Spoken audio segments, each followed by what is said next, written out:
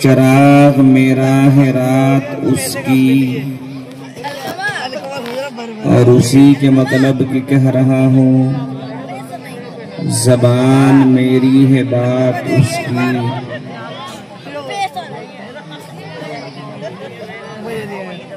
दो जहां की कामयाबी गर तुम्हें दरकार है, दो जहां की कामयाबी गर तुम्हें दरकार है, उनका दामन थाम लो जिनका मोहम्मद नाम है।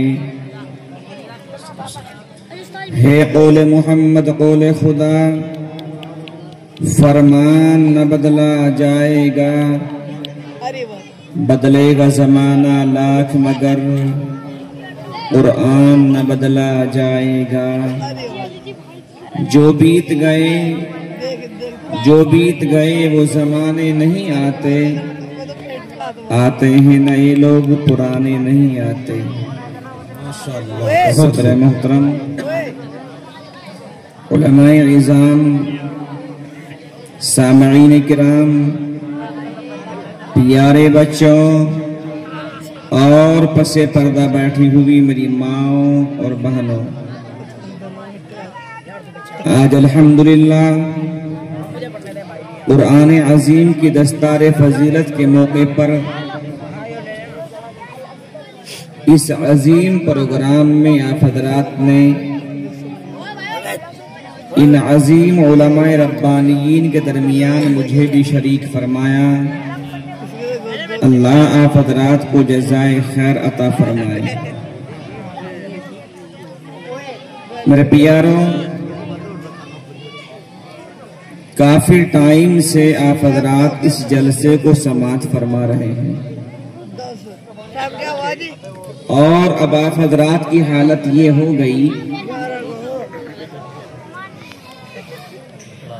कि हमें घर भी जाना है।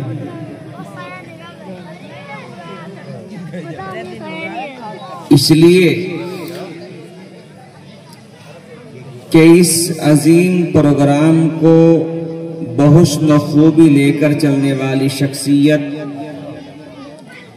हजरत मौलाना हुसैन साहब बार बार ये कह रहे हैं कि जो खड़े हुए अंदर आ जाएं, जो बोल रहे हैं वो चुप हो जाएं, और मेरी माएँ बहनें पर्दों के अंदर पहुंच जाए।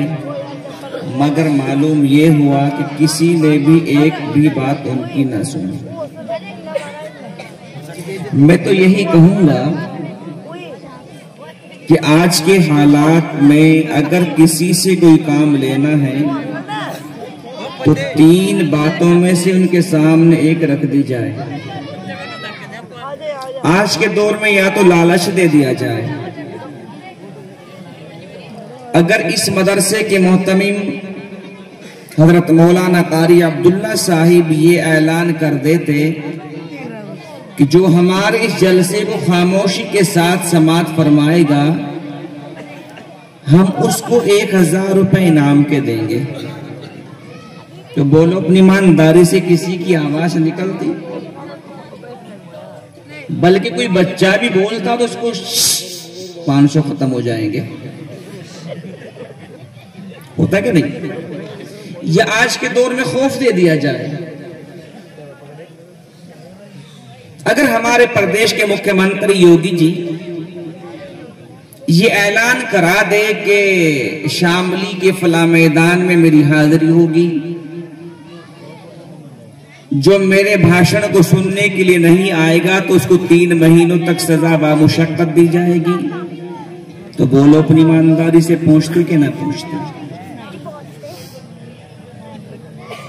जैसा कि आप हजरात ने सुना भी होगा कि एक मर्तबा एक पीपल के दरख्त पे परिंदा बैठा हुआ था और वो कुछ बोल रहा था।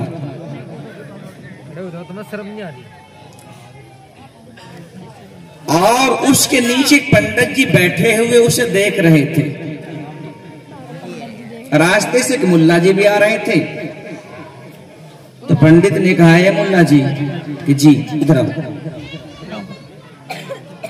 कि भाई बताओ कि ये बताओ, ये जो परिंदा बैठा हुआ है ये क्या कह रहा है? मुल्ला जी ने पुरानी मिसाल के मुताबिक कहा, ये कह रहा है सुबहान तेरी कुदरत, सुबहान तेरी कुदरत, सुबहान तेरी कुदरत। पंडित ने कहा बिल्कुल गलत। कि आप बता दो कि ये कह रहा है सीताराम दशरथ, सीताराम दशरथ, सीताराम दशरथ। दोनों में हो गई खटपट, लड़ने लगे। इतने में एक सब्जी बेचने वाला भी आ रहा था, तो उसने कहा भैया क्यों लड़ रहे हो? कहा भाई मैंने मुल्ला जी से मालूम किया कि परिंदा क्या कह रहा है, तो मुल्ला जी कहते हैं सुबहान तेरी कुदरत, और मैंने अपनी किताबों में देखा है ये कहता है सीताराम दशरथ। तो सब्जी वाले ने कहा भैया तुम दोनों गलत। कि आप बता दो। तो सब्जी वाले ने कहा कि ना ये कहता है सुबहान तेरी कुदरत, ना कहता है सीताराम दशरथ, बल्कि ये कह रहा है गाजर मूली अदरक,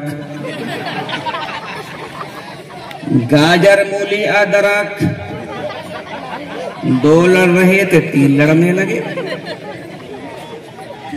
इतने में कुरैशी कसाई वो भी आ रहा था गोश्त लेकर। उसने कहा यार सब्जी भी तो 2-4 रोज पानी भी डाल के बचा सके, तेरे पास तो ऐसी चीजें कि 24 घंटे में सड़ जाएगी। चलो पहले इनकी लड़ाई खत्म करते हैं, बाद में बेचेंगे। पूछा भैया क्यों लड़ रहे हो? कि जी हमने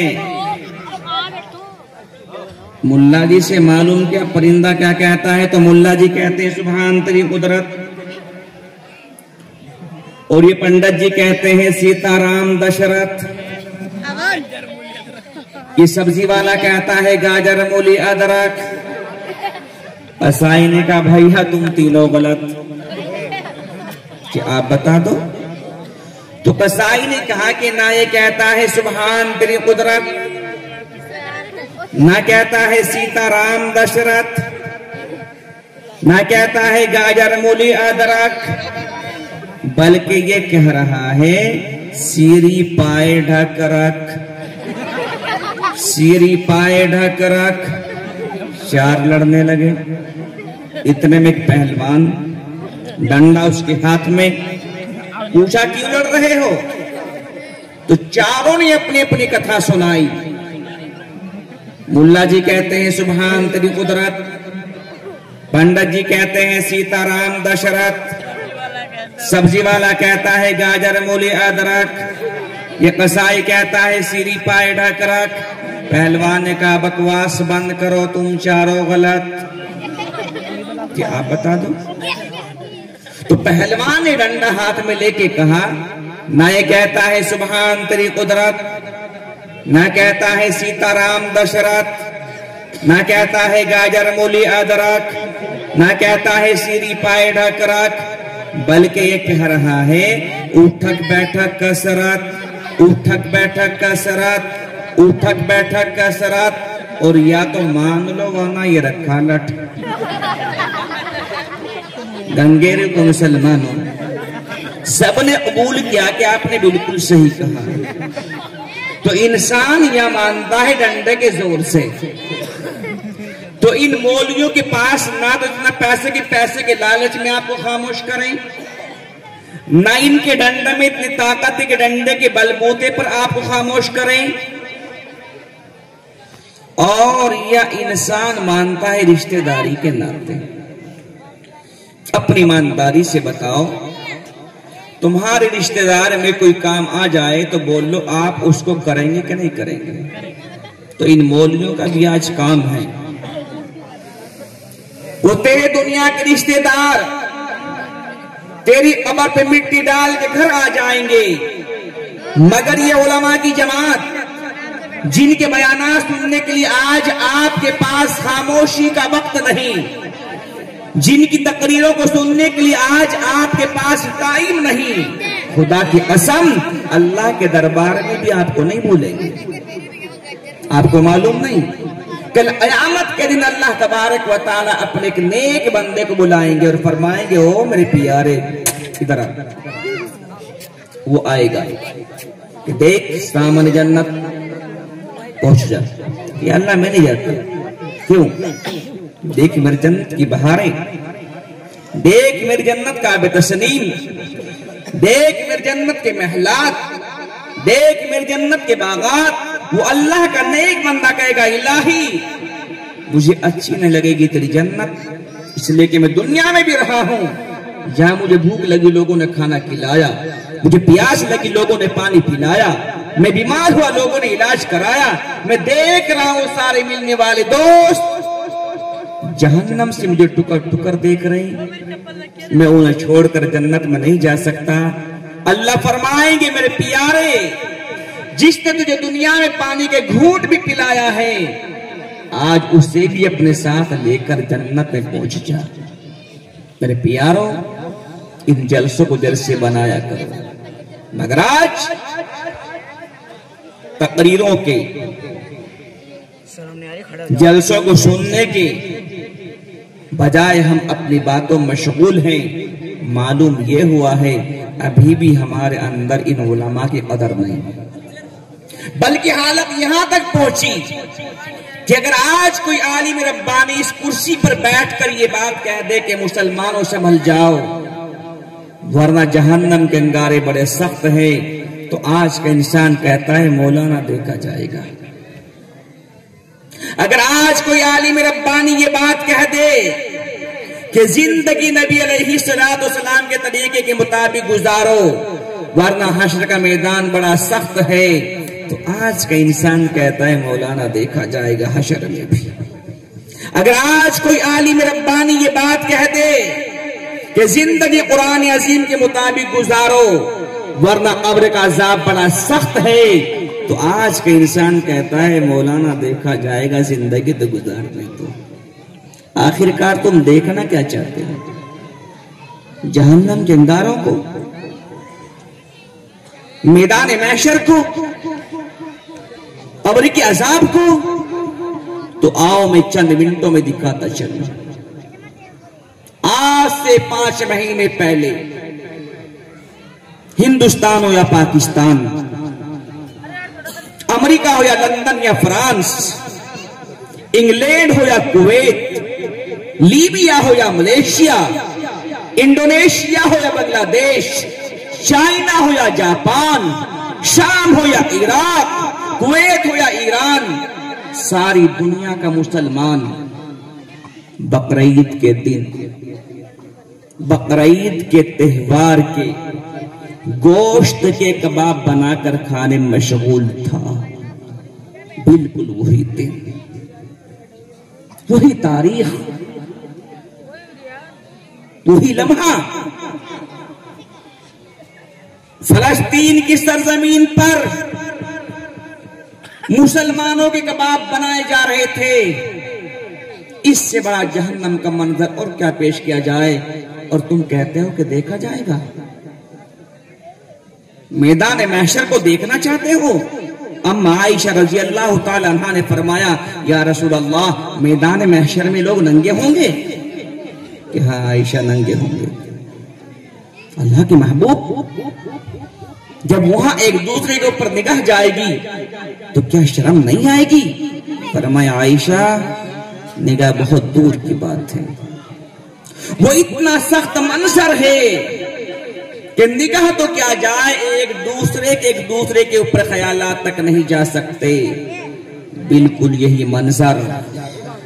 जाओ बोस्निया की तारीख उठा के लाओ, जहां मुसलमान लड़कियों की पिस्तान को काट के फुटबॉल बनाया गया। जाओ बर्मा की तारीख उठा के लाओ, जहां मुस्लिम बच्चों के साथ जिना को किया गया। जाओ शाम की तारीख उठा के लाओ, जहां भाइयों के सामने बहनों के साथ जिना किया गया, और भाई हैं बहनों के काम ना सके, बेटे हैं अपनी मां के काम ना सके, बाप अपनी बेटियों के काम ना सके, इससे बड़ा मंजर मैदान महशर का और क्या दिखा जाए। और तुम कहते हो कि देखा जाएगा। कब्र का अजाब देखना चाहते हो? फलस्तीन की सरजमीन पर, उससे पहले बर्मा की सरजमीन पर आप हजरात ने टीवी के पर्दों पर, मोबाइल की स्क्रीन पर यह मंजर देखा होगा कि एक औरत को ज़िबा कर दिया गया। उस मुर्दा मां के सीने पर एक 28 साल की लड़की लेटी हुई है। उसे मालूम नहीं कि मां जा चुकी है। किसी को रहम आया तो उस बच्ची के सामने बिस्किट का पैकेट डाल दिया। किसी को रहम आया तो उस बच्ची के सामने पानी की छोटी सी बोतल डाल दी, बिस्किट को उठाया और मां को झंझोड़ा, मां भूख लगी, मां तो जा चुकी है। जाओ उस मासूम से मालूम करके आओ, जाओ उस मासूम की भूख से मालूम करके आओ, जाओ उस मासूम की प्यास से मालूम करके आओ, जिसको कोई बिस्किट का पैकेट खोलकर देने वाला नहीं। जालिमों ने उन मासूमों पे भी रहम न खाया और मशीनों से जमीन में गड्ढे किए और उस बच्ची को उठाया, गड्ढे में डाल दिया। बूढ़ों को उठाया, गड्ढे में डाल दिया। अगर किसी ने आह भरी तो किसी ने उनके ऊपर पेशाब किया, किसी ने तेजाब डाला और इसी चीखती चिल्लाती आवाजों को मशीनों से मिट्टी डाल के कब्र बना दिया गया। इससे बड़ा कब्र का मंजर और क्या पेश किया जाए? और तुम कहते हो देखा जाएगा। इस सरजमीन पर तकरीबन 10 साल के बाद दोबारा मेरी हाजिरी हो रही है। आज मैं तकरीर करने के लिए नहीं आया हूं, बल्कि इन मुसलमानों को समझाने के लिए आया हूं कि हाथ जोड़ता हूं कि देखना बंद कर दीजिए। आज के बाद देखा नहीं जाएगा। आज के बाद इंशाअल्लाह कुरान अजीम पर अमल किया जाएगा। आज के बाद इंशाअल्लाह नबी अलैहिस्सलाम की सुन्नतों को जिंदगी में लाया जाएगा। और आज के बाद इंशाअल्लाह इन कुरान वालों की आवाज पर लब्बैक कहते हुए इनकी इक्तदा को पूरा करना होगा। जिस दिन तुम्हारी जिंदगी में ये काम आ जाएंगे, उस दिन इंशाअल्लाह तबारक व तआला ये कौम अपने मुल्क में, ये कौम अपने यारों में, ये कौम अपने पड़ोसियों में, ये कौम अपने इलाकों में, ये कौम अपने सूबों में, ये कौम अपने शहरों में, ये कौम अपने जिलों में एक नमूना बनकर सामने आएगी। लेकिन क्या किया जाए कि आपने कुरान को छोड़ा, क्या किया जाए आपने अपने नबी को छोड़ा, क्या किया जाए आपने अपनी मस्जिदों को छोड़ा, क्या किया जाए कि आपने अपने मदरसों को छोड़ा, क्या किया जाए आप स्कूल तैयार न कर सके, मदरसे तैयार न कर सके, मस्जिदों में जाके नमाजी न बन सके। और तुम कहते हो कि हम कामयाब कौम हैं। तुम कामयाब नहीं हो जब तक कि आप अपने बच्चों की तालीम का फिक्र न करें। ये वही मुल्क है जिस मुल्क में आवाज उठाने वाले, इस मुल्क के बापूजी सारी दुनिया को कहते हैं कि हिंदुस्तान को बेहतरीन बनाना है तो अबू बकर और उमर जैसे इंसान को तैयार करना है। तो अबू बकर तो तुम्हारे अंदर से पैदा होना था, तुम कहां चले गए? बहरहाल बात लंबी ना हो जाए, मैंने तमाम बातों को मलहूज रखते हुए कि आपके पास भी टाइम नहीं और इन लोगों के पास भी टाइम नहीं, हर चीज का ख्याल रखते हुए टाइम ज्यादा हो चुका है। कुरान अजीम की मुताल्लिक नबी अलैहिस्सलाम की हदीस पढ़ी जिसमें आकाओं के आका, सच्चों के सच्चे मालिक मोहम्मद रसूलुल्लाह सल्लल्लाहु अलैहि वसल्लम ने इरशाद फरमाया कि सुनो मेरे प्यारो, सुनो मेरी आंखों के तारों, सुनो आसमान हिदायत के सितारों, सुनो तुम में सबसे बेहतरीन शख्स वो है जो कुरान अजीम को सीखे और दूसरों को सिखाए। क्यों? कुरान आएगा, नबी की सीरत आएगी, कुरान आएगा, नबी वाली शक्ल बन जाएगी, कुरान आएगा, नबी वाले बाल बन जाएंगे, कुरान आएगा, नबी वाली दाढ़ी आ जाएगी, कुरान आएगा, नबी वाला लिबास आएगा, कुरान आएगा, नबी वाली चाल आएगी, कुरान आएगा, नबी वाली ढाल आएगी, कुरान आएगा, नबी वाला अंदाज आएगा। और अगर जिंदगी में कुरान अजीम ही ना आया तो जिंदगी बर्बाद हो जाएगी। हो जाएगी कि नहीं हो जाएगी?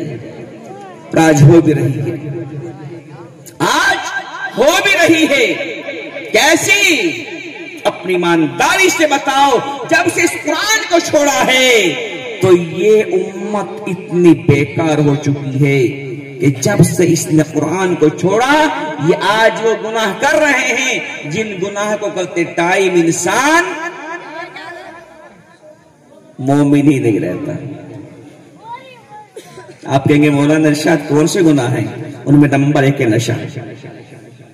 नशा शराब का हो, इस्मेक का हो, अफीम का हो, गांजे का हो या चरस का हो या किसी और बला का हो। अल्लाह का बंदा शराब या इस्मेक या गांजे की दुकान पर पहुंचा, अल्लाह का फरिश्ता अल्लाह के पास पहुंचा, या अल्लाह ये शराब या इस्मेक या गांजा खरीद रहा है।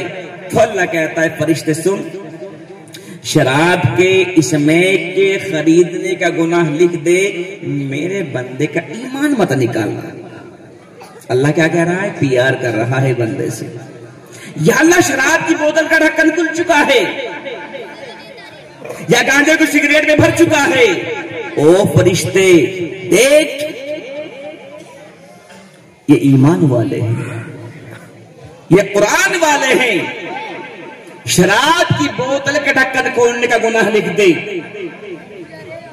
गांजे को सिगरेट में भरने का गुनाह लिख दे, मगर मेरे बंदे का ईमान मत निकालना।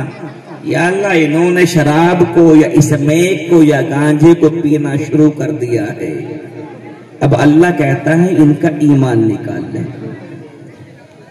अल्लाह क्या कहता है? ईमान निकाल ले। अब उनका ईमान उनके पास नहीं है, और जब ईमान पास नहीं है, बोलो अपनी ईमानदारी से, अगर उसी हाल में मौत आ जाए तो बोलो कौन सी जन्नत में जाएगा? और टाइम अगर बताऊं तो खुदा की कसम शर्म आती है। टाइम भी क्या है नशा करने का। इधर अल्लाह का मुअज्जिन अज़ान दे रहा है, अल्लाहु अकबर अल्लाहु अकबर, उधर इस उम्मत का नौजवान शराब के ठेके पर शराब खरीद रहा है। अशहदु अल्ला इलाहा इल्लल्लाह, ये इसमें खरीद रहा है। अशहदु अन्ना मुहम्मदर रसूलुल्लाह, ये गांजा खरीद रहा है। हय्या अलस सलाह, अल्लाह कहते हैं मेरे बंदे आजा नमाज के लिए। नहीं नहीं, अभी शराब खरीदूंगा, गांजा खरीदूंगा। हय्या अलल फलाह, ओ मेरे बंदे उधर कामयाबी नहीं है, शराब में कामयाबी नहीं है, गांजे में कामयाबी नहीं है। ओ मेरे बंदे कामयाबी मेरे घर में है, आजा मेरे घर में। अल्लाहु अकबर अल्लाहु अकबर, ला इलाहा इल्लल्लाह। अजान हो रही है और इस उम्मत के नौजवान नशे में सो रहे हैं। और फिर क्या कहते हैं? गवर्नमेंट गलत आ गई कि माइक उतरवा रही है। किसने कहा? इस मुल्क के वो लोग हैं जो तुम्हें मस्जिद बना कर दिया करते थे। ये मुल्क वो है कि जो सबसे पहले यहां पर मस्जिद बनाने वाले मुसलमान नहीं है, इस मुल्क में सबसे पहले मस्जिद बनाने वाले हमारे गैर मुस्लिम भाई हैं। किसने उतरवाए? जब वो जालिम समाज के ठेकेदार जो नशे में पड़े हुए हैं, उनके कानों में अजान की आवाज जाती है, अल्लाह कहता है इन जालिमों के कानों में मेरी अजान की आवाज न जानी चाहिए, ये मेरे नाम की नाकदरी कर रहे हैं। तुम कहते हो बटवारे। आओ नबी करीम सल्लल्लाहु अलैहि वसल्लम को देखें, अजान पर हमारे नबी का तरीका क्या है। अम्मा आयशा रजी अल्लाह ताला अन्हा से फरमाया, आयशा इधर आओ। कि जी, एक काम करके आओ। कोई काम बताया, आयशा करने के लिए गई और वापस आई। फरमाया या रसूल अल्लाह, तो अल्लाह के पैगंबर खामोश बैठे। फरमाया अल्लाह के महबूब, जो आपने काम बताया तो मैं कर दिया, फिर भी खामोश है। डर के मारे बाहर हो गए। जब अजान पूरी हो गई, अल्लाह के पैगंबर ने फरमाया आयशा जी या रसूल अल्लाह, मैंने कुछ काम बताया था। अल्लाह के महबूब, वो तो मैंने बहुत पहले कर दिया और मैं आपको बताने के लिए हाजिर हुई, मगर आज तो कमाल हो गया। कि क्यों? कि आज तो मुझे आपने पहचाना ही नहीं, मेरी आवाज को नहीं पहचाना। फरमाया आयशा क्या बताऊं, अजान हो रही थी और जब मेरे अल्लाह का नाम मेरे सामने होता है, आयशा मुझे दुनिया की कोई चीज नजर नहीं आती। आयशा अजान हो रही थी, मुझे पता ही ना चला कि कब आप अंदर आई हैं, कब आप बाहर गई हैं, कब आपने आवाज लगाई है।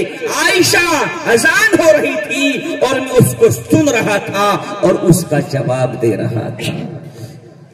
ऐ मेरे अल्लाह अल्लाह अल्लाह, ऐ मेरे अल्लाह, ऐ मेरे अल्लाह अल्लाह अल्लाह, ऐ मेरे अल्लाह।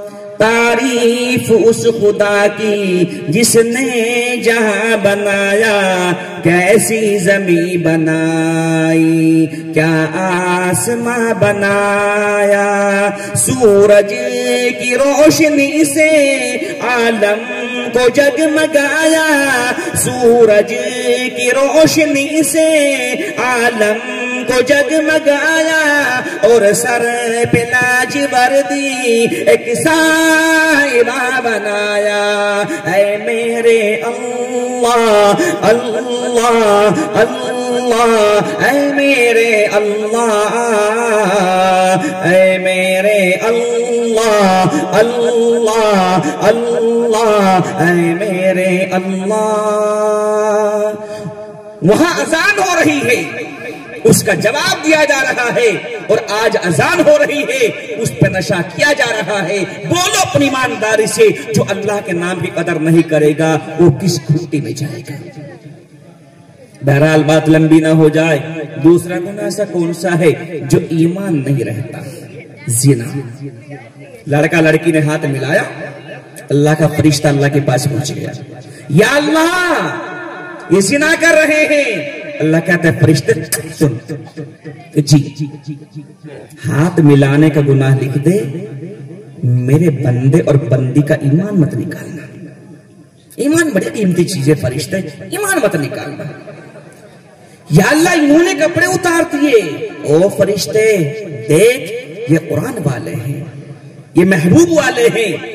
कपड़े उतारने का गुनाह लिख दे, आंखों से देखने का जिना लिख दे, मगर मेरे बंदों का ईमान मत निकालना। या अल्लाह इन्होंने वो काम शुरू कर दिया है जिससे आपने मना फरमाया था, अब अल्लाह कहता है इनका ईमान निकाल दे। अब ना लड़की का ईमान ना लड़के का ईमान। और आज तो जवान जवान लड़कियों को माँ बाप बनाओ श्रृंगार करा के शादियों में ले जा रहे हैं, शादियों में। और वो लड़कियां शादियों में जाने के बाद खालू के लड़कों के साथ, मामू के लड़कों के साथ, दूल्हे के साथ, दुल्हन के साथ फोटो खिंचवा रही है, वीडियो बनवा रही है और बाप बैठा मुस्कुरा रहा है। बच्चे जी खेल रहे, बच्चे नहीं खेलते, बच्चे नहीं खेलते, वो मुसलमानों की इज्जत खेल रही है। और जब बच्चे बिगड़ जाते हैं फिर तुम्हारी लाइन मौलवियों के पास लग जाती है।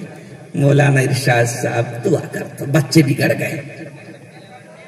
मौलाना अब्दुल्ला साहब एक तावीज दे दो। मौलाना अब्दुल रऊफ साहब एक छोटा सा तावीज दे दो, बच्चा बिगड़ गया, 1000 तावीज दे दो, नहीं सुधरेगा। एक तावीज नहीं 1000 दे के भी बच्चा नहीं सुधर पाएगा। अगर तावीज में इतना असर होता तो मौलाना इरशाद तावीज बनाकर इस जेब में डालता और इधर से 500 का निकालता। मगर देखा कभी किसी मौलवी ने अपने तावीज से 500 का नोट बनाया हो? जो तावीज एक 500 का नोट नहीं बना सकता वो तुम्हारे बच्चों को कहां से सुधार पाएगा? बच्चे तावीज से नहीं सुधरेंगे, बच्चे तालीम से सुधरेंगे, तालीम से। इनको तालीम की जरूरत है। इनके हाथ में इधर कुरान हो, इधर हिंदी इंग्लिश की किताब हो, इधर कुरान अजीम की टीसी की डिग्री हो और इधर एमबीबीएस की डिग्री हो। जब तक तुम्हारे बच्चे तालीम से आरास्ता नहीं होंगे, कितने ही ताबीज घोट के पिला लेना, कभी कामयाब नहीं हो सकते। ताबीज से नहीं सुधरते।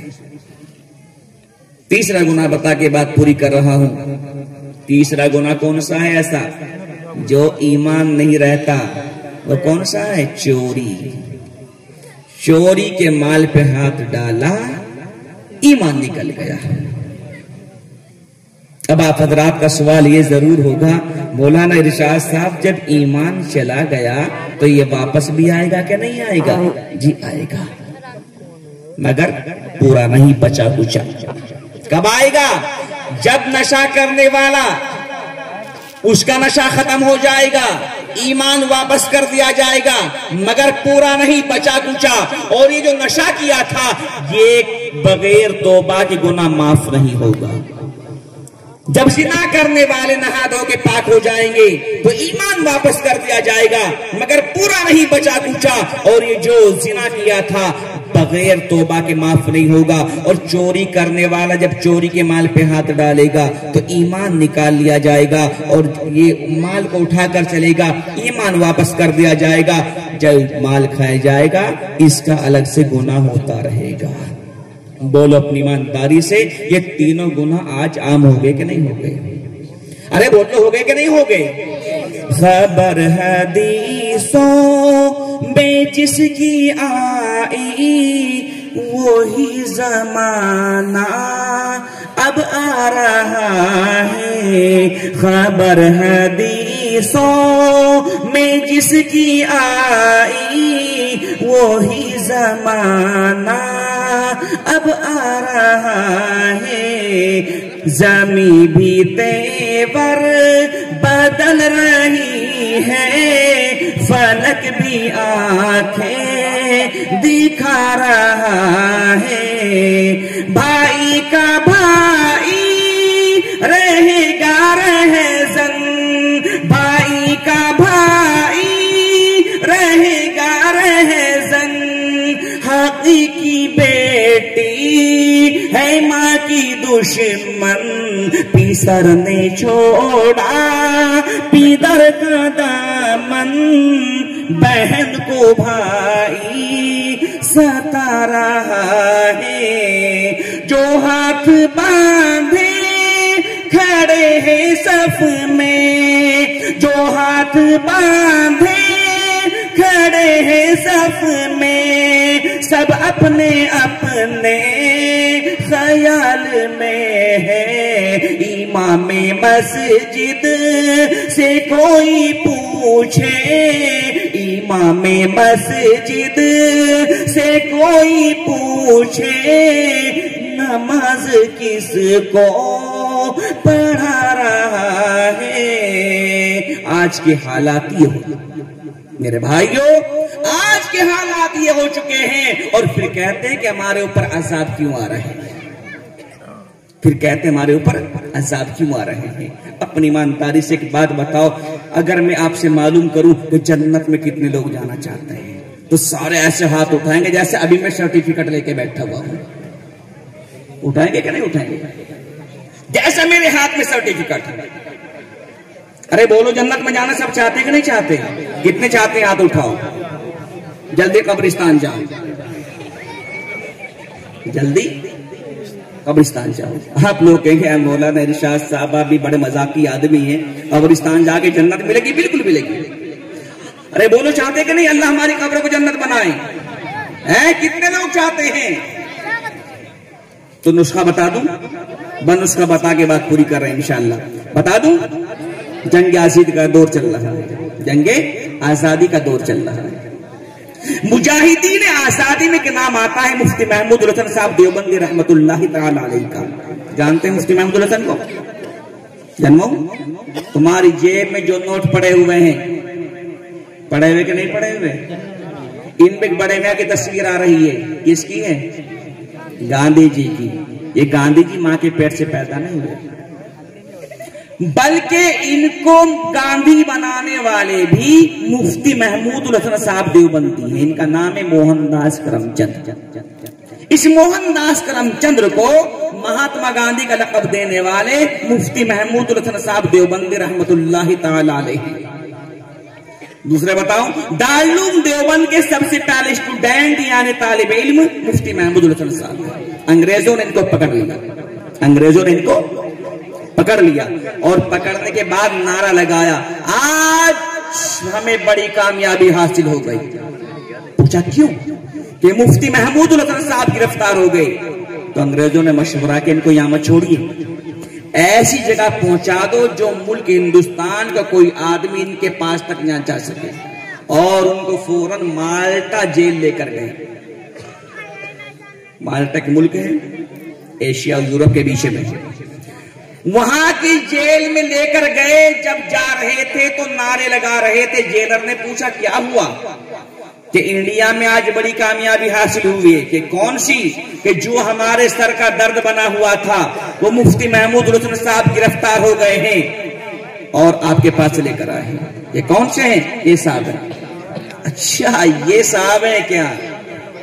ठीक है, इनको इस कमरे में नहीं जेल के उस कमरे में बिठाओ, यानी अलग से कमरा बताया और कहा कि शाम को मेरे पास आ जाओ, हम तुम्हें तमाशा दिखाएंगे। कि कैसे तमाशा? कि हम इनको डसने के लिए एक जहरीला सांप मंगाएंगे और उस सांप को मुफ्ती महमूद उल हसन के कमरे में डालेंगे। वो सांप इनको डसेगा और ये चीखे मारेंगे और हम इनका मजाक उड़ाएंगे। जेलर ने जहरीला सांप मंगाया। सारे अंग्रेज खुशियों में इकट्ठा होकर आ गए और उस जेलर ने उस सांप को मुफ्ती साहब के कमरे में छोड़ दिया। अपनी ईमानदारी से बताओ, अगर सांप यहां छोड़ दिया जाए तो आपको घर पहुंचने में 1 मिनट नहीं लगेगी। अरे बोलो, लगेगी? यकीन से बोल रहा हूं, मेरे साथ ये वाकया गुजर चुका। हम एक जगह बयान करने जा रहे थे तो रास्ते में हमारे दोस्त रहते थे। उन्होंने कहा यार मौलाना इरशाद साहब वहां तो ईशा के बाद बयान होगा, मगरिब की नमाज के बाद हमारी मस्जिद में आधे घंटे का बयान कर दो। हमने कहा ठीक है। हमने उनकी मस्जिद में जो बयान शुरू किया, आधा घंटा हो गया। हमने कहा भाई दुआ कर लो। एक बड़े मियां कहने लगे मौलवी, मैंने कहा जी 1 घंटे का कर। मैंने कहा आगे भी जाना अब्बा जी? हमें मालूम नहीं। हमने फिर बयान शुरू कर दिया। इत्तिफाक से सांप ना जाने कहां से आया और इधर से उधर से यहां से वहां से उसी बड़े मियां के पास जाके बैठ गया। बड़े मियां ने देखा सांप, बंद हो गया सांस और जल्दी से बोला सांप, पूरी मस्जिद साफ। मैंने कहा या अल्लाह तेरा भी बहुत बड़ा करिश्मा है, तू कहीं से भी छुट्टी करा सकता है। तो बोल लो सांप की दहशत होती कि नहीं होती? जैसे ही मुफ्ती साहिब के कमरे में सांप छोड़ा, सारे अंग्रेज देख रहे अब डसेगा, लेकिन मुफ्ती साहिब ने हम तमाम को एक सबक दिया। कौन सा? जैसे ही सांप अंदर गया तो मुफ्ती साहब ने शुरू किया औज़ु बिल्लाहि मिनश शैतानिर रजीम, बिस्मिल्लाहिर रहमानिर रहीम, अर्रहमानु अल्लमल कुरआन, खलकल इंसाना अल्लमहुल बयान, अश-शम्सु वल कमरु बिहुस्बान। वो सांप चलता चलता रुक गया और कुरान को सुनने बैठ गया। मुफ्ती साहब कुरान पढ़ रहे, सांप कुरान सुन रहा है। मुफ्ती साहब कुरान पढ़ रहे हैं, सांप कुरान सुन रहा है। मुफ्ती साहिब ने कुरान पढ़ना बंद किया, सांप ने सर उठा दिया। कहो अब इसका नशा खत्म नहीं हुआ। तो मुफ्ती साहिब ने दूसरा जिक्र शुरू कर दिया। कौन सा? कुछ लोग कुरान पढ़ना नहीं जानते, अल्लाह उनकी कब्रों को जन्नत कैसे बनाए, उनका नुस्खा तैयार किया। भाई सब तो कुरान पढ़ना नहीं जानते, जो कुरान पढ़ेंगे उनकी कब्र जन्नत बन जाएगी, जो नहीं पढ़ेंगे तो उनके लिए दूसरा नुस्खा शुरू किया। जैसे ही सांप ने सर उठाया तो मुफ्ती साहिब ने दूसरा जिक्र शुरू कर दिया, ला इलाहा इल्लल्लाहु ला इलाहा इल्लल्लाह। अब सांप भी जिक्र करने लगा, सांप भी जिक्र करने लगा। कैसे? ला इलाहा इल्लल्लाहु ला इलाहा इल्लल्लाह। अब ये सांप अल्लाह का जिक्र करके और कुरान अजीम की तिलावत सुन के इस कमरे से बाहर निकला और जिस ऑफिसर ने छुड़वाया था उसी के पास गया और उस जेलर के पैर के पास जाकर उसके पैर को डसा और उसको जहन्नम रसीद किया। मालूम ये हुआ जो कुरान और अल्लाह का जिक्र यहाँ अंधेरी कोठरी में हमारी सांप से हिफाजत कर सकता है, तो जब हम कुरान पढ़ते पढ़ते, जब हम अल्लाह का जिक्र करते करते कब्रिस्तान जाएंगे, वहां भी अल्लाह सांप और बिच्छू से हमारी हिफाजत फरमाएगा। ऐ मेरे मौला, ऐ मेरे मालिक, ऐ मेरे दाता, ऐ मेरे वाली, ऐ मेरे मौला, ऐ मेरे मालिक, ऐ मेरे दाता, ऐ मेरे वाली, शहनशाह दो आलम तू है सबसे तेरी जात है आली, शान तेरी हर आन नई है गाहे जमाली गाहे जलाली, शान तेरी हर आन नई है गाहे जमाली गाहे जलाली। वो भी अजब खुशबख्त है जिसने कल्ब में तेरी याद बसा ली, शुगल मेरा अब तो इलाही शाम सहर हो अल्लाह अल्लाह, शुगल मेरा अब तो इलाही शाम सहर हो अल्लाह अल्लाह, लेटे बैठे चलते फिरते आठ पहर हो अल्लाह अल्लाह। और उसके बाद यूं कहा करे, सुन मेरे नाले, सुन मेरे नाले, ए मेरे अल्लाह, ए मेरे अल्लाह, सुन मेरे नाले, सुन मेरे नाले, ए मेरे अल्लाह, ए मेरे अल्लाह, अपना बना ले, अपना बना ले, ए मेरे अल्लाह, ए मेरे अल्लाह। जो अल्लाह का हो जाएगा, खुदाए कसम सब कुछ उसका हो जाएगा। बहरहाल बात लंबी ना हो जाए, कुरान अजीम के 5 बच्चे यहाँ पर हाफिज कुरान हो गए। कितने? अरे बोलो कितने? 5। नमाज क्या टाइम की पढ़ते हो? खुदाए कसम 5 नमाज ले लिया आपने, मगर आज नमाज पढ़ते हैं इस हाफिज कुरान की कदर नहीं करते। नमाज पढ़ते हैं 5 टाइम की, कदर नहीं करते। बस एक वाक़या बयान करके बात पूरी कर रहा हूं। एक अल्लाह वाले हुए हजरत शाह कलंदर साहब मुहद्दिस जलालाबादी, हजरत शाह कलंदर साहब मुहद्दिस जलालाबादी, पानीपत वाले नहीं, मुहद्दिस जलालाबादी। ये कैसे अल्लाह के वली हुए? इनको हुजूरी हासिल थी। हुजूरी समझते हैं? जिनके ख्वाब में रोजाना अल्लाह के पैगंबर आए, जिनके ख्वाब में भी अल्लाह के पैगंबर आए और हयात में भी अल्लाह के पैगंबर उनसे बात करें, उनको हुजूरी हासिल थी। इत्तिफाक से वो उम्रे या हज के सफर पर गए, खादिम साथ थे। खादिम साथ होने के साथ साथ मदीनतुल मुनव्वरा पहुंच गए। मदीने में जाने के बाद खादिम से कोई गलती हो गई और मुफ्ती साहिब को गुस्सा आया, मुहद्दिस जलील को गुस्सा आया और उस खादिम को थप्पड़ मारा। बस खादिम को थप्पड़ मारा, हुजूर अकरम सल्लल्लाहु अलैहि वसल्लम ने ख्वाब में आना बंद कर दिया। ख्वाब में आना बंद कर दिया। तुम्हें कभी हुई फिक्र कि हमारे नबी ख्वाब में नहीं आते, हमें भी कोई फिक्र होनी चाहिए, सारी जिंदगी बनावे?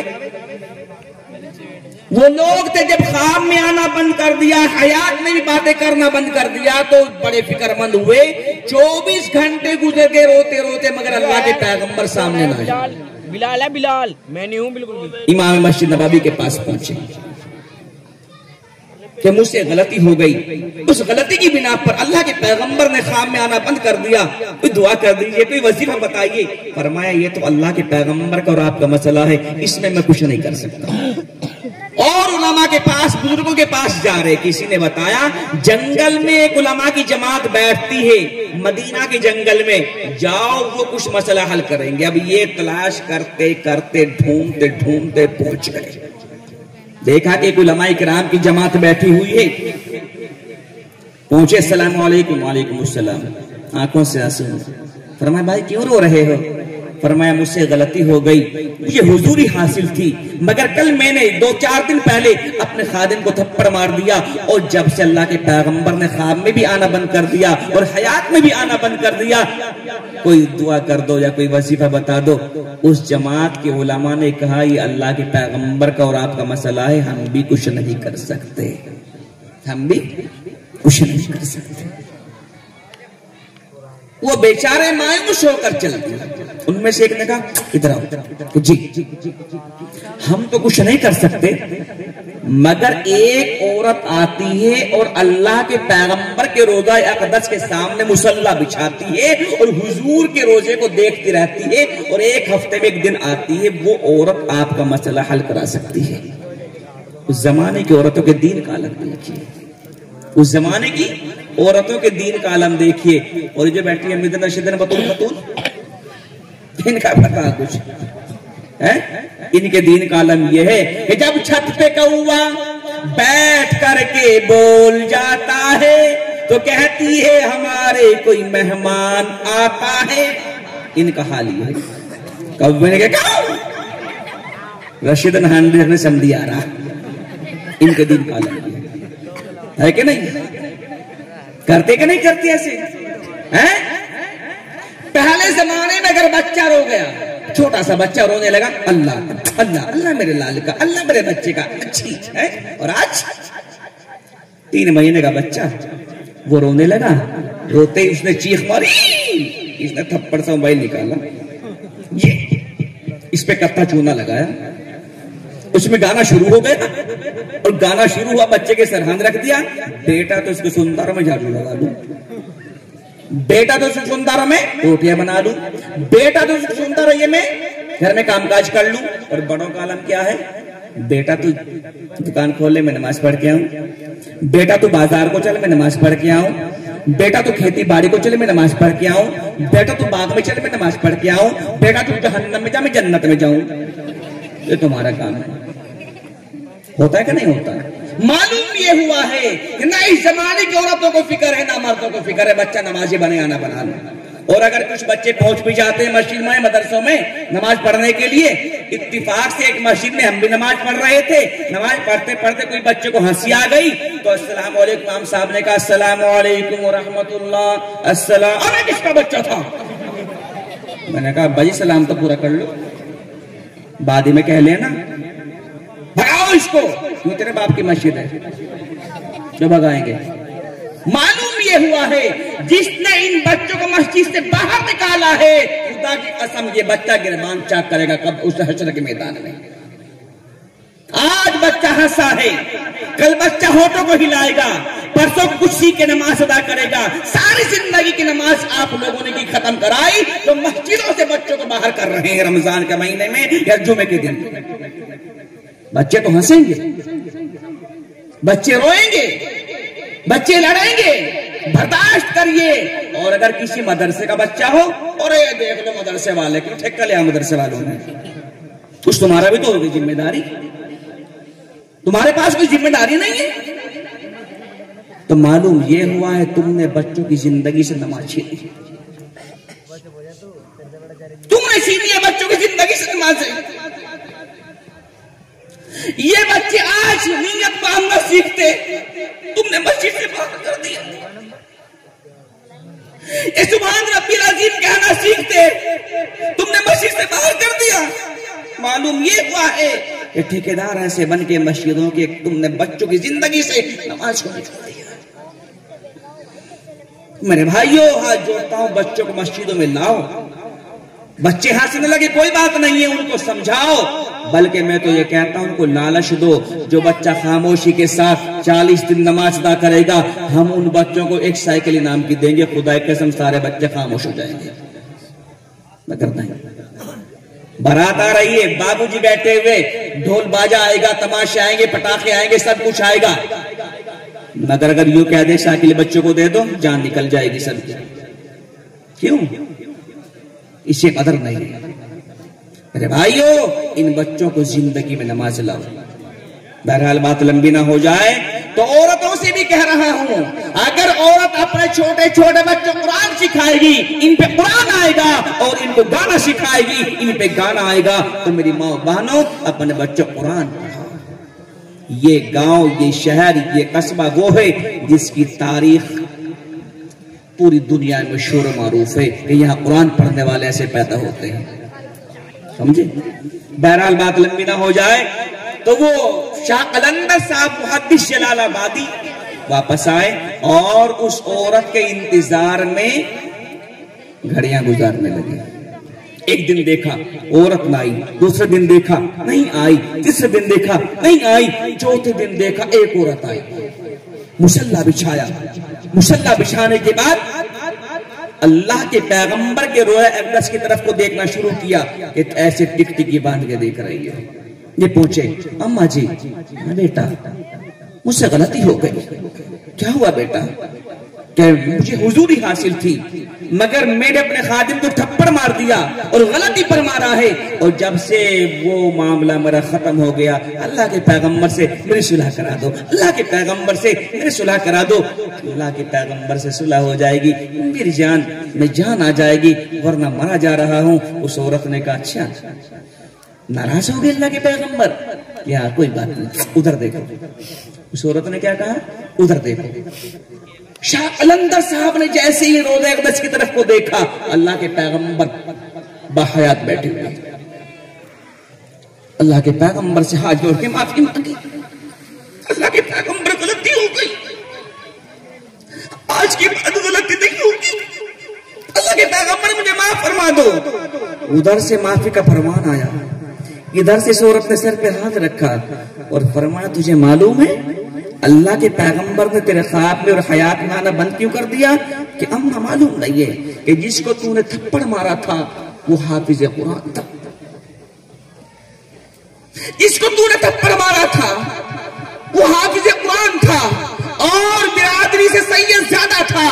तूने हाफिज कुरान की कदर ना की। हम इन इमामों के पीछे नमाज पढ़ते हैं, हम इन इमामों के पीछे चलते हैं, और इन्हीं के साथ में हम गद्दारी करते हैं। अल्लाह के पैगंबर ने फरमाया, जो मेरे वारिसीन का नहीं वो मेरा नहीं, जो मेरी बिरादरी से मोहब्बत नहीं रखता तो मुझसे भी नहीं रखता है। मेरे भाइयों, हाथ जोड़ता हूं, इमामों की कदर करो, उलामा की कदर करो, हुफ्फाज़ की कदर करो। आज 5 बच्चे हाफिज कुरान हुए हैं, अपनी ईमानदारी से बताओ, ये खुशी का मकाम है कि रोने का मकाम है? तो मेरे भाइयों, इसलिए आज हाथ जोड़ के इल्तिजा कर रहा हूं इन हुफ्फाज़ से, इन उलमा से, इन मदरसों से, इन मस्जिदों से, खानकाहों से, दीनी इदारों से, इन तमाम के साथ में सबसे मोहब्बत का इजहार किया करो, और इसी के साथ साथ अपने बच्चों की दुनियावी और आखिरी उखरवी दोनों तालीम का इंतजाम करो और इनको तालीम देने की कोशिश करो। हाथ उठाओ, कितने लोग दिया करेंगे इंशाअल्लाह आज के बाद? हैं? देंगे? कुरान अज़ीम पढ़ाएंगे? हैं? अरे बोलो, पढ़ाएंगे। क्यों? अल्लाह के पैगंबर को राजी करने के लिए। इंशाअल्लाह अल्लाह के पैगंबर ने दुनिया भी सिखाई है और दीन भी सिखाया है, तो उन तमाम चीजों को राजी करने के लिए आज नियत ये करें, इंशाअल्लाह अपने बच्चों को हाफिज कुरान हम बनाएंगे। कितने लोग बनाएंगे? हाथ उठाओ। खुदाई कसम, आज का ये हाथ कामयाब होगा। 5 बच्चे हाफिज कुरान हुए, 5। बोलो, खुशी हुई है? तो इस मौके पर ऐसा कोई है जो 5000 रुपए इस नीयत से दे दे कि इंशाअल्लाह या अल्लाह मेरे बच्चों को भी हाफिज कुरान बना दे? एक बच्चे खुशी में 5000 रुपए है कोई जो दे दे अल्लाह का बंदा इस मदरसे के लिए? लो जी, आपने 5 बच्चे हाफिज कुरान बनाए, तो मैं 5000 रुपए इस खुशी में दूंगा मदरसे में। है कोई एक अल्लाह का शेर जो 5000 रुपए अपने मदरसे में दे दे? 5000 रुपए अपने मदरसे में? है कोई नबी का दीवाना, कुरान का मस्ताना? इतने माशाअल्लाह मेरे नौजवान, अल्लाह तेरी जवानी को मकबूल फरमाए। भाई अब्दुल कादिर साहिब, अल्लाह तेरी जवानी को मकबूल फरमाए। ऐ मेरे मौला मौला मौला, ऐ मेरे मौला ऐ मेरे मौला मौला मौला, ऐ मेरे मौला सोया हुआ नसीबा अल्लाह तू जगा दे, सोया हुआ नसीबा अल्लाह तू जगा दे। बच्चों को मेरे हाफिज, बच्चों को मेरे हाफिज